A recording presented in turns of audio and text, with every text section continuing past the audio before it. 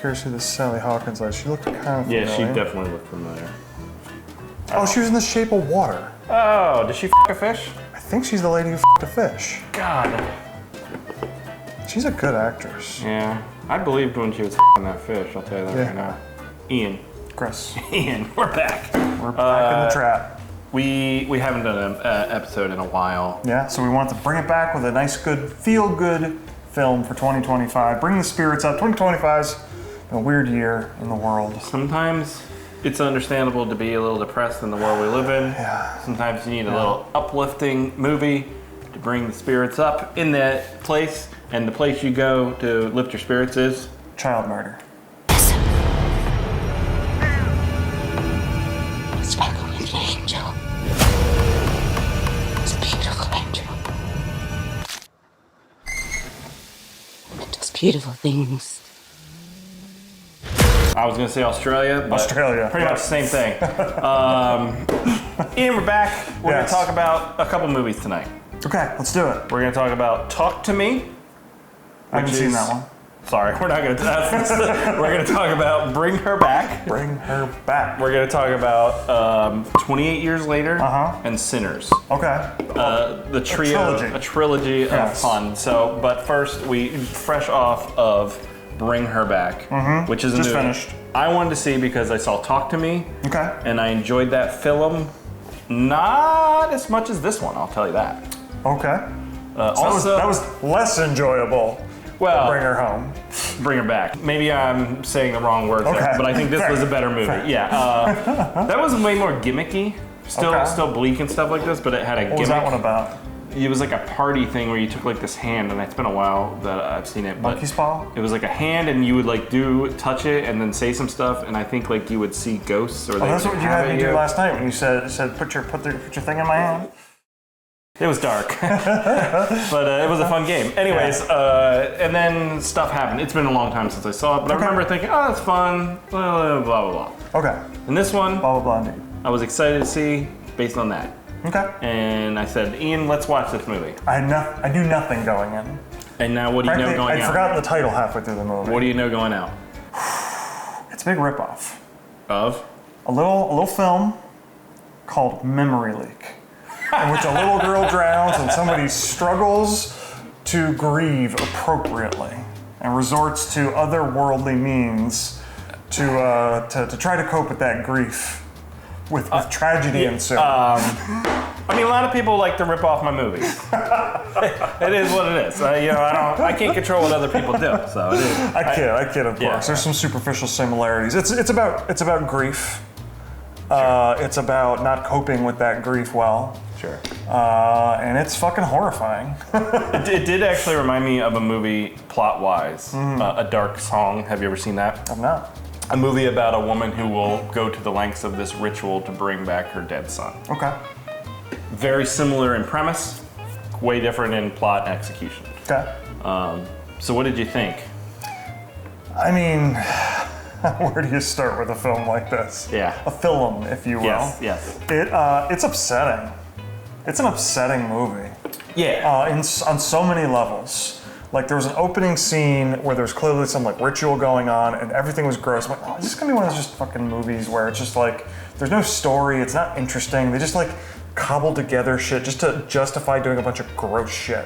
Sure. You know what I mean? Like that's definitely a genre and some people are into that. Yeah, it's definitely not and I thought that's where this was going, and it's not that. There are some disgusting things that happen in this movie. If you like those movies, this one might work for you.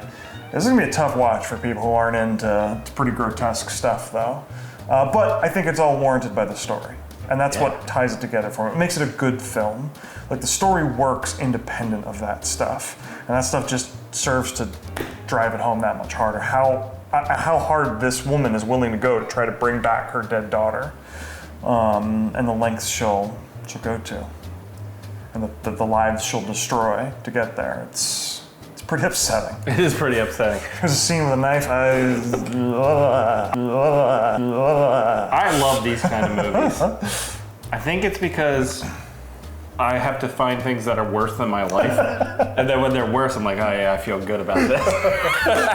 It doesn't work on that level for me. Yeah, no, I do really like, it's just very dark and It's expertly made. There's no doubt about that. Expertly made. There's scenes that we're watching. I don't know how that was done. I'm a little concerned about the health and safety of some of the children in this movie. Dude, they're asking these young kids to do some very grotesque stuff and violent stuff, and they legit did some things. I don't know how they filmed it. Yeah, it's a really, really well-made movie. Even if things were added in post and it wasn't as gruesome as it was in the room, it's still such an upsetting environment to be in. It's an upsetting character to have to play. Yeah. And we're talking about the Oliver character in particular, but even the young blind girl. Sure. Like the things she had to do for this film. Yeah. Literally be held underwater and. Yeah. Yeah. I don't know. I guess it's in Australia, so you're just allowed to do stuff like that. Yeah. Good thing they don't have gun violence. They have no gun violence. But they got other weird stuff going on there. Yeah, you did say it is an explicit movie at times. At times. But also very constrained in ways where you get hints of there is this is a slight spoiler maybe. We're gonna get into some spoilers. If it was just trying to be a grotesque movie, it could have gone a lot harder. Yeah. But the moments, because it didn't, the moments where it was gross really freaking sank in. My thought was that the supernatural element, the demonic possession stuff, the demon within the film, they give you enough visuals and hints at things to make it more cerebral. You want to think about it paints a picture in your head more than it shows, which is also very effective. Yeah, and but it doesn't fail to show things when it comes time. Especially the violence. Yeah. It never fails to be upsetting, even when it's not necessarily a visually disgusting thing. There's a moment where a teenager is being drowned, and they could have chosen a much more violent way to kill him, but it was just so upsetting. It very much was. In the way that it was the angle of I don't know. They really captured a mood with this movie that. I don't know. You could hand this script off to a different director potentially, and have all the same pieces, and they wouldn't put it together this expertly. Even if they were a good director. I'm jealous of the way that they are able to capture such horrifying things in such bleak ways. It's not easy to come up with these things. It's so disturbing at times. It helped that the acting was solid. Oh, the acting was fantastic. Camera angles were frequently very interesting in a way that just kind of throws off your sense of equilibrium.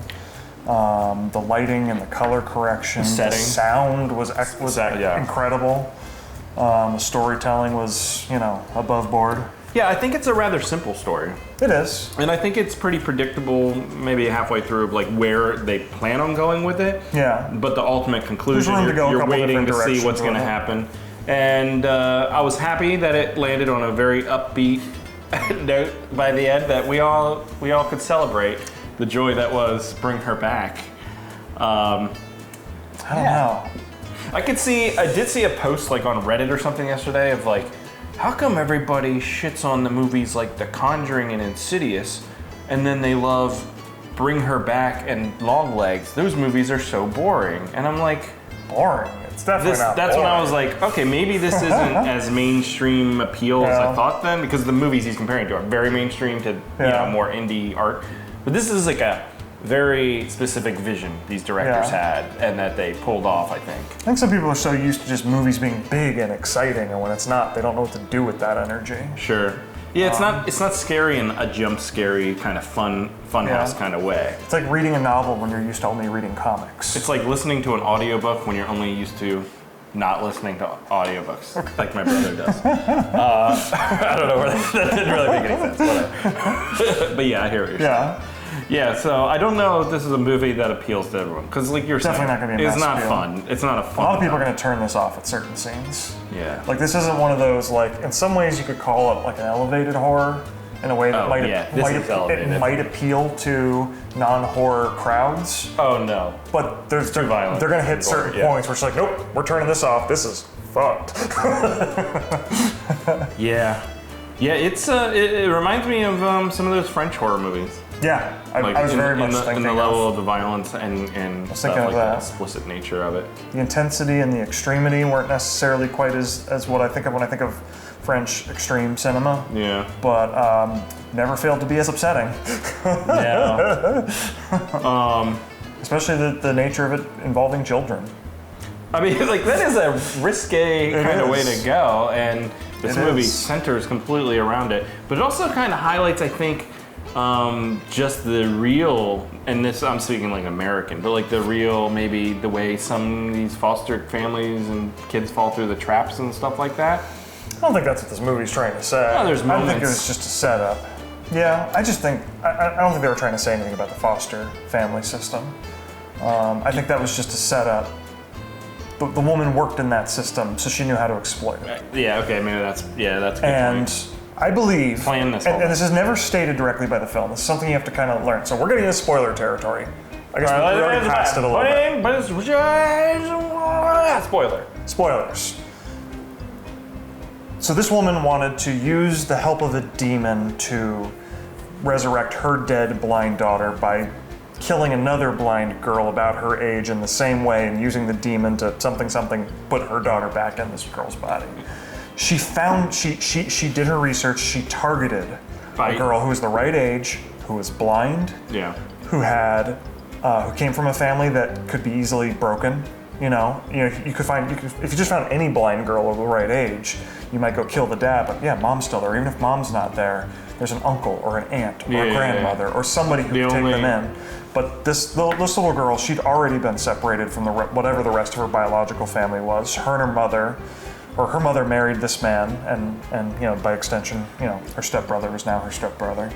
But her mother must have died at some point. We don't even know. It's not relevant to the story. It's not. So that when the protagonist of the story kills that father, they're going to go into the system. And because she's friends with the people who work at the local agency, she knows what's going to happen, and she knows she's put herself in the right position to take her in. I think that was probably, that scene where Piper, Pipe, if you will. Yeah. If you're close. I mean, you're not always close. Fair enough. When she's playing that dodgeball-y type game, it's all blind people. I assume that's where she probably maybe found her from, if her daughter went there as well. I don't know. It just seemed like It's possible. Because it seemed like that girl, Piper, or Pipe as some people call her, was very good at the game. Yeah. Because at one point she hits the ball and she's like, How's my ball taste? what does my ball taste like, or whatever she says to that kid. Yeah. Like, it wasn't like, this is my first time playing, you know what I mean? So I thought maybe that was supposed to imply something along those lines. Yeah, maybe she'd been there before, maybe she hadn't, she just had played it elsewhere. Unclear. Yeah. Unclear. They certainly don't establish that. And I'm kind of glad they didn't. There's certain things they didn't feel the need to spoon feed you. You'll figure out everything you need to if you're paying attention and engaging with the movie. If you're on your phone half the time, like this other guy who doesn't like the movie, you were just the straw man you were describing earlier, then you'll miss things and it won't make sense and you won't put it together. Yeah. And there's some things you just don't need to know. Like, I don't need to know what happened to her mom. It's not relevant to the story. Yeah, no, I agree. I think we don't even actually know 100% how the woman's daughter died. Like, we know she was in the pool, there was blood in the pool, she probably hit her head and then drowned, but we don't even know the inciting incident that led to that. Yeah, I agree though. It's not a hand, it doesn't hold your hand, it doesn't explicitly say everything. But also not in a way that's frustrating. Sometimes movies just don't tell you anything, it's just like, well, I don't understand what's going on here. No, like the moment where she sprays the body spray of the boy. It was a little confusing in the moment. Like, what's going on? Then she goes in, stands over the girl, and then punches her. Yeah. And you're like, okay, I get it. She's trying to act like she's him, make it smell like him. Yeah. That's pretty good storytelling. Yeah. Doesn't make sense right in the moment, but we get there. Exactly. Because in other movies, you'd be like, she'd say it. She'd be like, oh, maybe I should go punch her. You know what I mean? It was like so explicitly done. And this, I'm like, all right, good. I like that. Writers like dialogue. Writers like dialogue. And they don't do it down in Australia. No. Everything's on the other side. Yeah. I think, honestly, the fact that this movie was Australian helped for me. And sometimes just putting it in an accent that I don't encounter day to day gives it just a little bit more realism, if that makes sense. Okay. You can buy the characters easier or something? I think so, like, especially if it was made locally with people with local accents to me. It just might make it a little harder to, like, forgive little things. You know what I mean? Yeah. Like if there's something weird about the characters, like, I don't know, it's just how they are there. I don't know. Yeah. You know. So it was a good movie. But yeah, Yeah. it's a movie I don't need to watch any time I will never soon. watch it ever again. Oh, really? No. I really like the I don't think look. I'll tell anybody to watch The it. look that they did with the eyes, and like just the way the kid was degrading over time. Oh man, You're talking about Ollie. Elliot? Ollie. Yeah, Ollie. it was Yeah. it was really creepy. I Yeah. enjoyed that quite a bit. Music was good, subtle most times. Just the sound in general. was Really built good. on that tone they had going the whole time. Apparently, it rains a lot down in Australia. There was definitely a theme of water to this movie. And I feel like I need to think about this for know. another like week. Well, we found earlier that the lady who plays the mom was in Shape of Water. Yes. She f***ed a fish. Oh, I didn't even put it together. You f*** a fish, No, but bring it to water.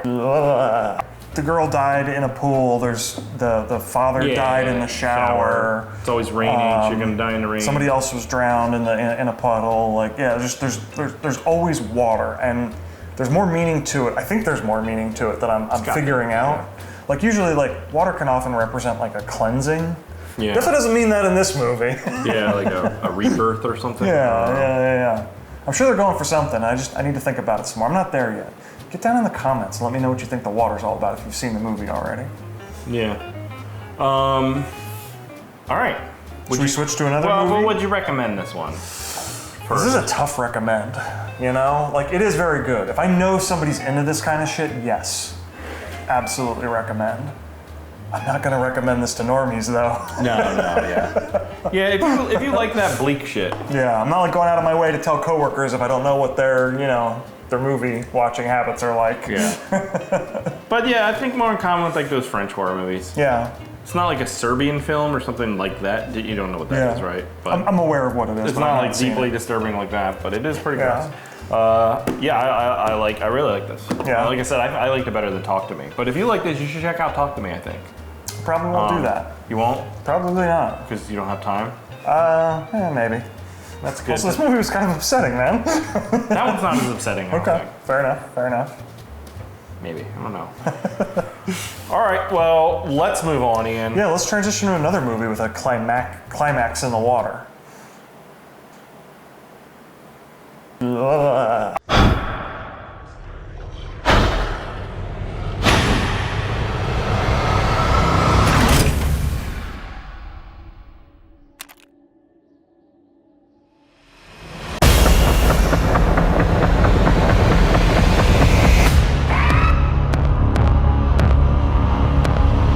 So Sinners, Take her back? Sinners Bring her was- back. take her home. Take her back, bring her home. Bring her back to the Australian city where the something and the blind girls are pretty. Oh, won't you please bring her back home? We got there. All right, that's our sketch. You complain we don't do sketches anymore? There it is. I don't think anyone says anything. It's been a while, It's but been a while. Ian, it's been a while. Sinners is a movie that came out a while ago at this point. Yeah. And everybody was like, "You got this, the best fucking movie of all fucking time." I was pretty hyped It was for so it. good. I was tepid because I was pretty hyped for it. one, I never have seen any of Ryan Coogler's movies. From the moment I saw that trailer, I'm like, we got Ryan Coogler, we got blues music, we got vampires. See, I don't even think I watched we got the great- trailer. Yes. But I was like, all right. And Michael B. Jordan, the only thing I knew him from was Creed. You hadn't even seen that, right? Which I hadn't even seen, so I was like, I don't know about this. Sometimes things can be overhyped. Yeah, I was like, this is gonna be. If 10 people have told me that I've got to see a movie, it's the best thing ever made, you'll love it, and like I'm already like, I don't know, man. Exactly. I was getting fatigued by all the hype, and it came out and it released. You said it. You went and saw it in the theaters. Yeah, I was hyped. I went and saw it by myself. Yep. I wanted to go with you, but you said no. I had seen the trailer like months and months prior. I'd really forgotten about the trailer. I'd kind of forgotten entirely about it. And then actually a little company called USA Kilts did a video talking about the Irish jig in the movie. I'm like, oh shit, I forgot about that movie. I need to go see that. And I went and saw it, and yeah, I fucking love it, man. You loved it. Like Ryan Coogler's a great director, even if you're not into superhero films or boxing films. Black Panther and Creed are both expert films. I love blues, and it's incredible blues too, man. I'm really upset that the main actor Help me out here. Michael B. Jordan? No. The protagonist, the main character, the blues player. I don't know his name. I should know it. Miles Caton. I got there. Didn't even prepare for this, and I got there. Yeah, I'm really disappointed he doesn't have just like a whole library of blues music to go listen to. I've been listening to the soundtrack a bunch since then. He's got a couple songs up, but they're a little more modern, a little more poppy. Yeah. And not a lot of them. So, Miles, need you to make some more music for me, man. Yeah. Incredible singer. So I went into this movie with negative thoughts because I'm like, it's overhyped. I'm gonna not because I can forgive what's you. it called when you don't want to like what other people like? What's AJ? AJ does this all the time. Just like establishment? Whatever. Just like everybody likes it. It means it must be bad. I'm not a superhero guy. They just don't work that well for me. That's fine. And so I'm not here I went to talk. into this like, all right, let's see what this is about. Man, I was blown away by this movie. I was blown away Right? by how creative this thing was and how expertly done it was. And even though you know where it's going because it was in the trailer, Sure. it doesn't I didn't matter see the because it's just trailer, so awesome. I didn't see the trailer. Yeah, like I mean, the trailer gave away there's vampires. Like, imagine going into this movie and not knowing there was vampires, and then all of a sudden it's a Yeah, I fucking knew there was vampire vampires. movie 3/4 of the way through. Well, they pretty much show in the opening scene with the kid going to the church. There's flashes of like, of like something creature violent eyes and happened. stuff, and you're like, Yeah. all right, well, there's going to be some sort of horrific element to this And film. there's a little bit of a prologue's the wrong word for it, but there is a little bit of text or voiceover that just talks about, you know, when music is played at a really high level and the people are right and the community is right and the music is right, it can blend the line between the living and Blur the the dead line, yeah. in a really You're right. like beautiful and magical way. Yeah. But then that also draws in evil forces to whatever's happening. So it's like you kind of know that this is building towards something awful. Yeah. Even if somehow you didn't catch that this was a vampire movie. I think And it's just like a cool like slice of life, like historical drama, independent of the vampire shit too. Yeah, honestly, that stuff was more interesting to me than the vampires. Yeah. Because it is like a horror movie, but it's not it's not scary. Not often. It's There's a jump scary type stuff here and there, but I was sucked in by the characters and the world that was being built. And it all felt so immersive. And kind of Very. what I was saying about Bring Her Back, where like it's just set in a community that is so alien from my own in some ways. Yeah. And yet so relatable because they want the same things everybody wants. They want to sing, they want to dance, they want to, you know, they want to make money and support themselves for their family. Like what's not understandable about that? But just it's set in this area of the world and a time period that I don't understand. So you can throw a lot at it. It doesn't even need to be accurate, and it feels so believable. Yeah, it feels sincere. Yeah, you could almost talk me into believing that this was a documentary if I didn't know all the actors and everything. Yeah. You know? For me, the moment that really solidified this movie for me was the scene with the music and Yes. the camera. The scene that would have Yeah. been the worst scene in a movie ever in almost any other director's hands. Imagine describing that to somebody. I'm like, man, that sounds fucking corny. And the scene is, he's playing his music, and the camera just moves throughout the whole building. But as it pans around and stuff, it's from different eras. Yeah, there's people And from the the music- past and people from the future. The music changes, and Yeah, it's it just blending in such magical ways. showing the influence of the music and the culture through the ages in a really creative and beautiful way, honestly. And you could hand the same, like I said about the other movie, you could hand this script to 10 other competent directors, more than competent directors, and it just wouldn't work. You referenced Creed, but you haven't seen it, have you? I haven't what? You haven't seen Creed, have you? I have not seen Creed. I'd recommend it as a filmmaker yourself. It's an interesting thing just because, because it's set relatively local to us. Like, it kind of gets Philly culture in a way that it doesn't need to. Like, you're just making a boxing movie. If you just set out to make a boxing movie, who cares about the local culture? But like, in some ways, it totally gets it.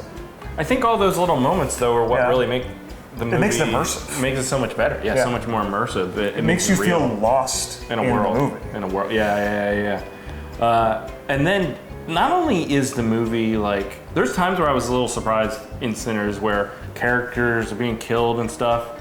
But I love the way we got a setup. There's a lot of setup in this movie, traveling around the town and introducing everyone. Yeah. And how everyone's story pays off in an arc. you know what? I'm just putting this together now. There's a thing that really works on me in movies, and even a bad movie can make me like it more. I know what it doing is. This. Go for it. A lot of nudity. There wasn't that much. The first thing you said in Bring Her Back was, "Oh damn, did you see that guy's dick?" There wasn't that much nudity in Sinners. I don't even know if there was any. There's some sex scenes, but no, it's like the getting the band together. So Oh yeah. I think like yeah. the first one of these that I remember, and I probably saw something like this when I was a kid too, but it's like Armageddon. It's like going around the country picking up all the goons, and like it's just a fun scene. And like Lord of the Rings. Suicide Squad did that. It's like that's not even a great movie, but I like just it's just a fun setup for a movie. It's like because it's quick, it's snappy, it highlights tends all to the be characters fun. and some. It gives you an excuse to do weird off the wall shit that doesn't have to do anything to tell you the story, but it just builds your characters. And Right. Like I don't know, and it's not exactly that because you're not putting the band together exactly. Yeah. But it is kind of that because you're introducing all your characters in roundabout ways, and it does feel.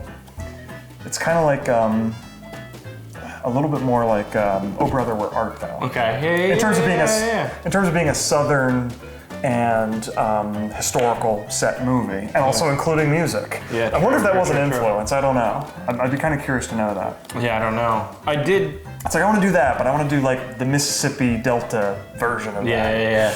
I did also appreciate the Tarantino-esque kind of just Feet? not feet. It was just so.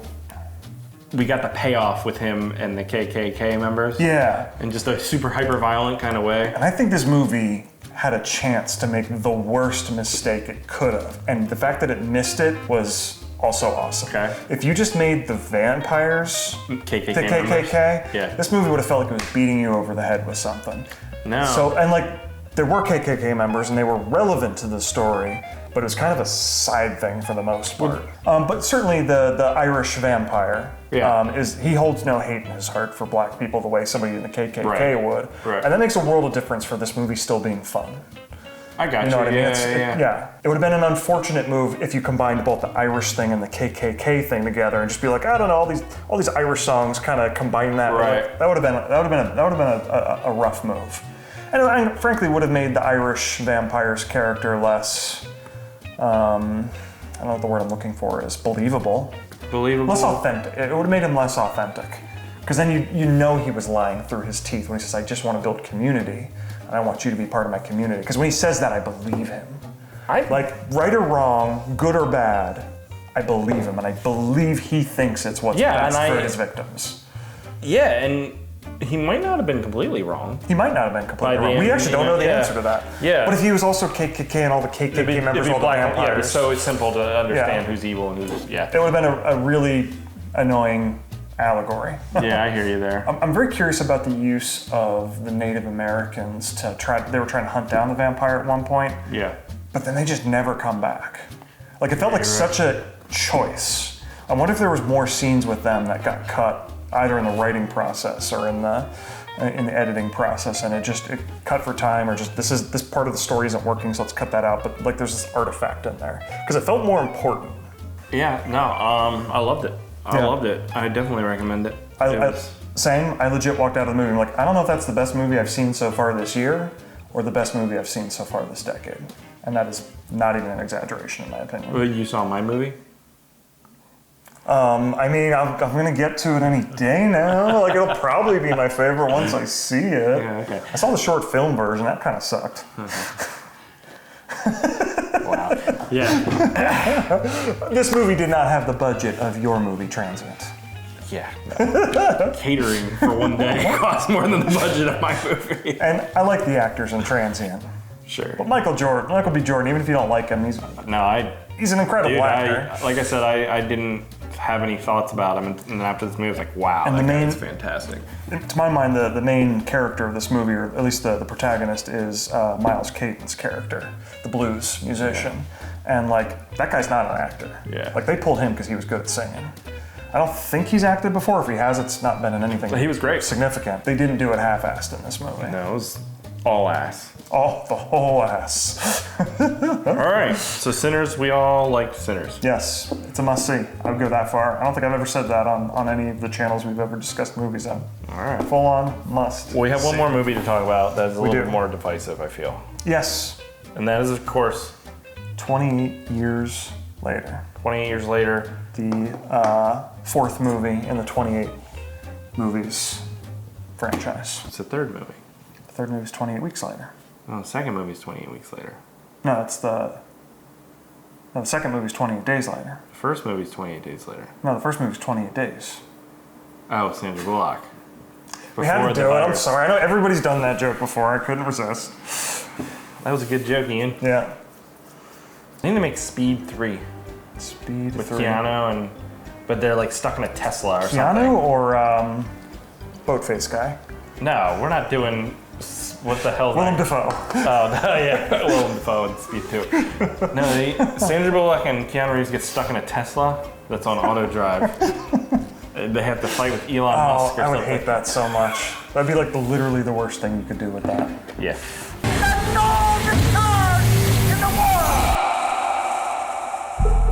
Seven, 6, 11, 5, 4, 17, 32 the day before.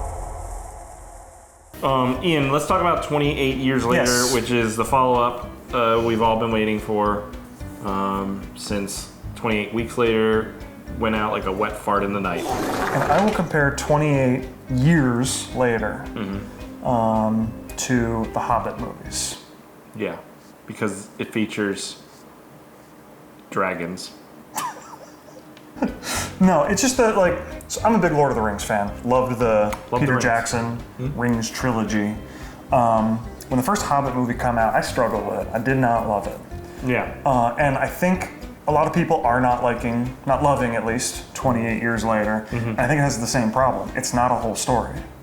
It is one part of a 3-movie story. Now, some trilogies are each their own movie on their standalone.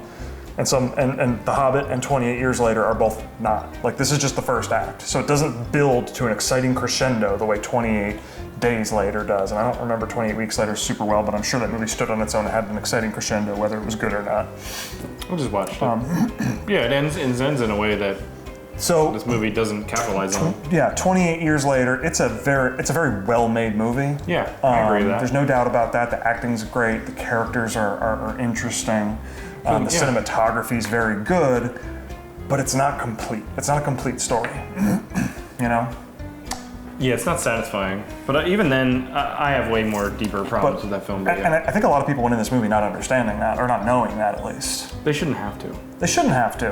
But I think The Hobbit had the same problem. I struggled with that first Hobbit movie. The second one came out, and I was down on it even more. And I was almost like, I don't even want to see the third one. But then when the third one came out, I fell back in love.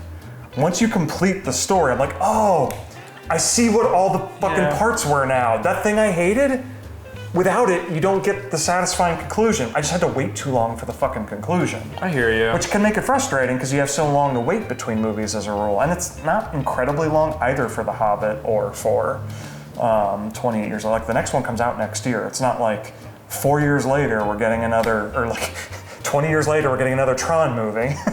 You know what I mean? Jesus Christ. But yeah, no, we're getting them like one after the next. And it's relatively close for movies, but it's not like watching a TV show where you can binge it even. I think this would be a more satisfying watch if you could watch all three relatively. Like, it'd be tough to watch 3 movies in the same day, but We'll see. That has yet to be determined. The You gotta next one finish could be it. a shitty. I like the first one, the first 28 years later, enough that I'm on board for the rest. And I'm going to, like, if those go nowhere and suck, that will stain this movie too. But I'm ready to, like, really be all in on all 3. I really liked it a lot. I think I really like Danny Boyle, and I really like the directorial risks in a movie that had a big budget. In a day and age like this, they don't usually take directorial risks and more of an art house sensibility to filmmaking. It is usually much more film by committee, boiled down to the most mainstream elements, right? Digestible elements. This movie is not. But then don't hire Danny Boyle. Exactly. You know what I mean? If that's what you're trying to do. So that I loved. And I did love the look of the film. It was dirty, it was grainy, there's shots out of focus. Beautiful where it needed to be too. But it felt like a craft, like an actual thing in a way that big budget movies don't nowadays because everything is smoothed out with CGI and perfected. And this had some of that too, I'm sure. This had some of that, but I mean, you could feel imperfections in a way that I really appreciated. Yeah, because I think it was trying to capture that same but in a different way for that they did with 28 Days. 28 Days Later is kind of a today we'd call it like internet ugly. It's not really accurate to that time period. It was shot on HD camera. It was like 480p and or 480i. in some ways it looks like ass, but it also makes it feel so authentic. It feels like you're there with them. It doesn't feel like a movie I'm watching. It feels like you're right there. And this tried to do that too, but like in 2025, where people have cell phones and footage doesn't look shit like that anymore. And in some ways they were using real cameras, in some ways they were using phone cameras, but it still had that like frenetic feel in new and interesting ways. Yeah. Kind of like Clerks and Clerks 2. Yeah, this is the Clerks 2. There was that whole donkey scene in this one. Also very interesting. And I just think, I remember when Clerks 2 was announced and they said it was going to be coming, what the fuck, you can't make that, it's got to be black and white. It's going to suck if it's not in black and white. And then you watch the movie like, this movie makes no sense if you make it in black and white. Like, it was exactly what it needed to be. Yeah. No, and I get that, and I can appreciate all that. I will echo the same thoughts about the acting and the characters being interesting in themselves. And I think this young kid is asked to do a lot, and I think he does it very well. He rises to the occasion. He's a good actor. But ultimately, for me, I was very disappointed in this film, Ian. Yeah? The whole first half of the film with the dad and the son going on this hunting excursion kind of thing to bring him, I guess, like a manhood kind of coming of age kind of thing. Ritual. Was interesting, however, nowhere near as intense or scary as anything in 28 Days Later. But I was like, all right, whatever. I liked some of the elements of showing it at nighttime, the eyes glowing. That was creepy. Yeah. They introduced the new element of the alphas, and I thought those were rather dumb. And the fat zombie thing, all that shit to me is like a video game now. We're video gamifying it. We're taking the base level enemy, and now this is the boss version. And it turns out the alphas are a thing, and they look like you, but with huge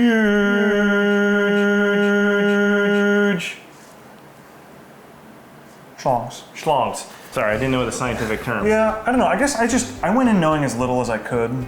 I'd seen an initial trailer a long time before, but then actively avoided learning anything I could about this movie. I didn't want to know. I wanted to go in as fresh as possible, so I didn't have any preconceived notions about what this movie was going to be, and I didn't know what to expect. I just like opened myself up to that experience and that journey. Okay. Like you almost have to do something for there to make any sense why there's still zombies 28 years later.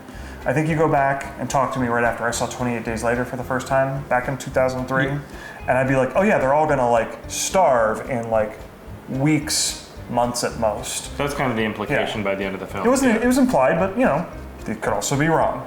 So, so something has to happen, and there has to be some form of zombie culture and/or some sort of explanation for how they can continue. And it's not as simple as I mean. This has always been an annoying refrain among zombie fans, but they're not zombies, it's rage virus.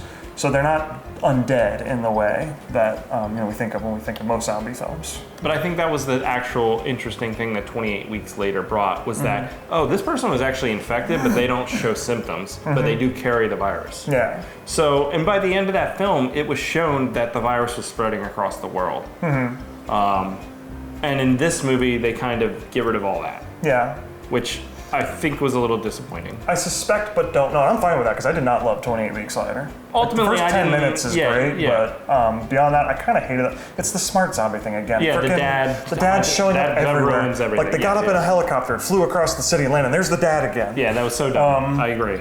That did ruin the movie. Like I was kind of actually expecting, especially because that wasn't a Danny Boyle film, that wasn't an Alex Garland film. Like they got listed as producers, they probably got a paycheck. Well, neither's 28 Years Later Part 2. I think he's a producer. I don't think that's the same thing at all, though. I disagree. He was majorly involved in 28 Weeks Later. He did direct the opening. He is an executive producer. Yeah. I don't know. I'm speculating at best here. I suspect he didn't want that movie to get made, but they said, hey, we also don't want you telling people you didn't want the movie to get made. How about we throw a fuck ton of money at you and you get involved a little bit? I'm sure he owned some of that movie. Yeah. He owned points in that movie. For sure. I'm sure he did. Yeah. And he's not going to come out and say it's a bad movie as a result, because he was involved. but he also, it's not his film. So he doesn't feel the need to acknowledge it. But that's one of the problems here is going into the sequel of this. It's not his film, but it has a bunch of threads from his film. But first, let me finish. Okay, so the first part with the son and the dad, it was okay. I didn't like the alphas, but it was interesting. I was like, where's this going to go in the second half? And in the second half, it's like we're starting all over with a new story, new film essentially. I disagree. We have the son again, but there's hints of the mom being weird. Now all of a sudden we're taking the mom out, and it's like, okay, he couldn't shoot arrows at things. He couldn't do anything, and now all of a sudden he's out on his own, and he's being rescued by his mom in weird ways. And I was like, okay, we're going to see this doctor. We meet the doctor. It's all very contrived and supposed to be emotional, but I thought it was so ridiculous that I was like laughing at how silly it was. Oh man, this movie hit me. No, it all worked for me. I wish it worked. Especially because I think the movie was always about the son and the mother. And the father, and stuff with the father was distractions unfair. But it was only setting that up. Maybe, but I didn't feel any emotional attachment of the son and the mom. I get they were trying to pull heartstrings there. I didn't feel it. Oh, that was there from the opening of the movie. Yeah, I didn't feel it though. Because that kid had so much more compassion for his mother than his dad did, right from the start. No, I got that. Yeah, I got that, and I think this kid's been grieving the death of his mother for years. She's just still hanging on, you know. but I feel like you have two whole complete storylines almost that feel both very rushed. And I would have rather a full movie of the dad and the son on this thing, or a full movie of the son and the mom on this thing. And I think I probably would have preferred the second one, the son and the mom going on this journey to try and save her, in a full arc of that, because there's elements they introduce. They bring in this guy who's like a survivor from Sweden or whatever for like 5 minutes. Like, why is that in the film? The whole thing where they get to the bone. So they can bounce things off of him. Yeah, but it's like also it's like, all right. He's kind of an audience stand-in. He looks at this. This is all fucking weird, right? Yeah, I don't know. The stuff with, I thought Ralph Fiennes did a fantastic job as like this pacifist doctor, and I thought he was an interesting character.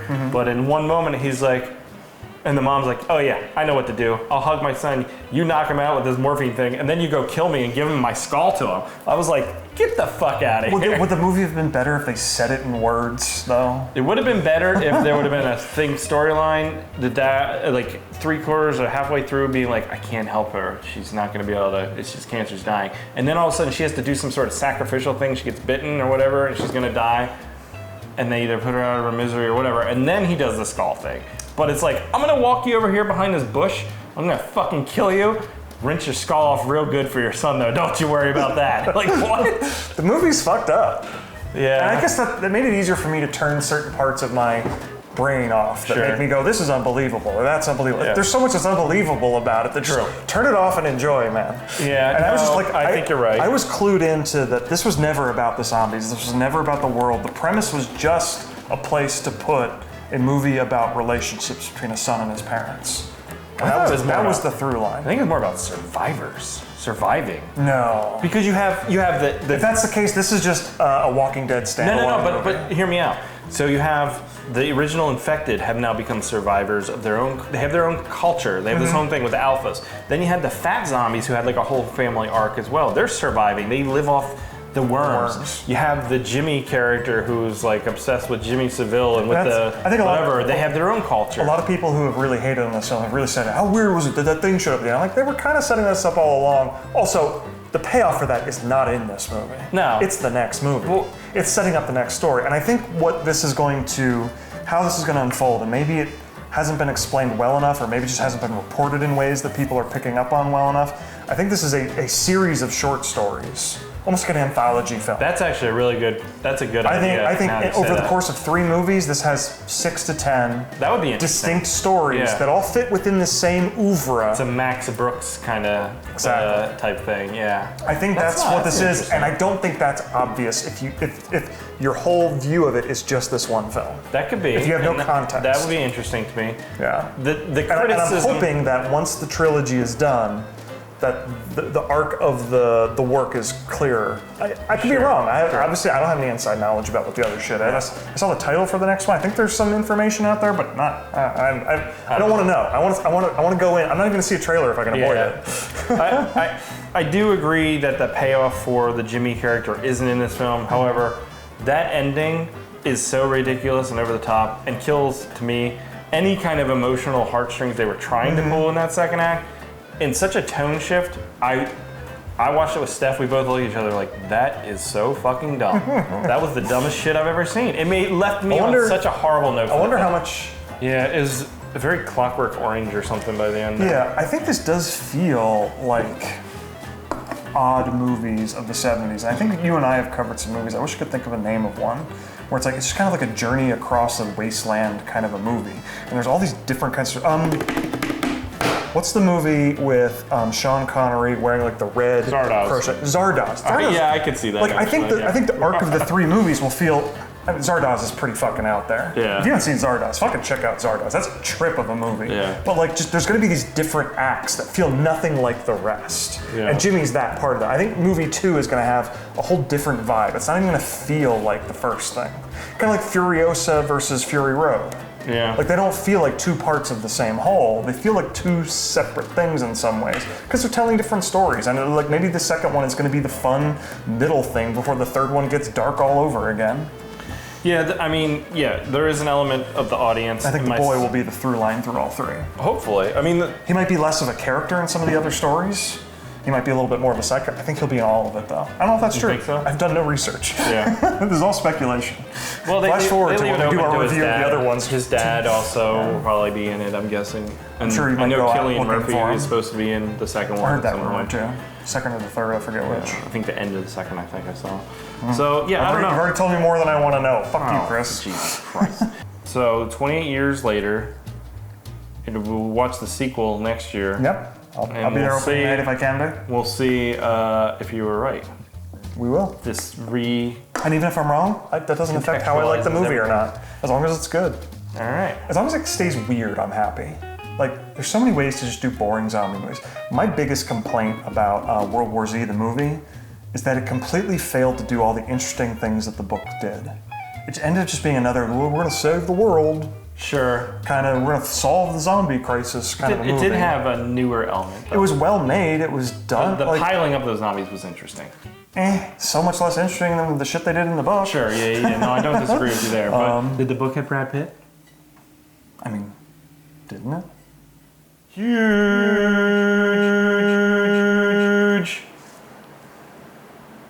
Schlongs. Yeah, I mean, they completely subverted what that character's role in the story even was. Yeah, I agree. And they just turned it into a more generic, albeit visually interesting, kind of a zombie movie. Whereas this is not going that path. It's just being fucking No, and weird. I don't want. The Walking Dead has killed everything zombie for the most part. I don't know that I entirely agree with I mean, that. the storyline of just who's the real zombie, who's the real enemy, the people at the bottom. Yeah, it's an interesting movie. I'll grant it that. Yeah, never fails to be interesting, and on that ground, I'd recommend it. As long as you're into this kind of stuff. I'm gonna watch it still again. Be watching this if you weren't. I'm gonna watch it again when it comes out on VOD. Maybe I'll have a different perspective on it, but I was disappointed. I think more likely you're gonna have a different perspective on it when you see the follow-ups. Maybe, Yeah, maybe you'll follow my. We're gonna be like, journey. that one was so terrible that it made this one good. Rolling up and down again. That's all the stars in the world. 7, 6, 11, 5, 4, 17, 32 the day before. I think it's time we wrap this up. It's been a long one. It's been a long one, so we covered 3 movies. I kind of like doing that, though, talking more about them than just one. I feel like if we can, that's fun. But hey, that's it. We haven't been around for a while. We were doing things. We're trying to get back on normal schedule here-ish. You're going on cruise soon, so we'll see what happens. But that's going to do it for Bring Her Back, Sinners, and 28 Years Later. Leave some movies in the comments Natural triple feature that we should check out and review. We'll probably not do any of that. We'll see. Just choose some. Well, it depends on what it is. Feet? Schlongs. Schlongs. I mean, I'm probably not even going to read the comments. I don't know if I'll see it, but... Well, that too. But guys, we'll He'll read the comments and probably ignore it. So yeah, get those comments get them down. going. All right, guys, that's going to do it. We'll catch you here next time. Goodbye.